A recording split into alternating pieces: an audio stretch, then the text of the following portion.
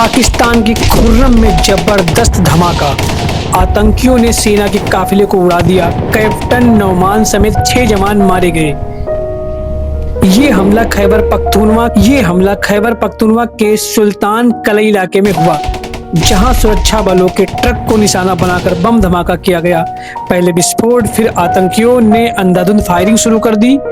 हमले में कैप्टन नौमान सलीम, हवलदार अमजद अली नाइक, वकास अहमद, सिपाही मोहम्मद वलीद, एजाज अली और मोहम्मद शाहबाज शहीद हुए। 14 से ज्यादा जवान घायल बताए जा रहे हैं।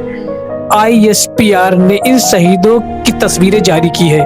पाकिस्तान में बढ़ते आतंकी हमलों ने फिर सुरक्षा पर सवाल खड़े कर दिए हैं। क्या ये नया आतंकी दौर शुरू हो चुका है?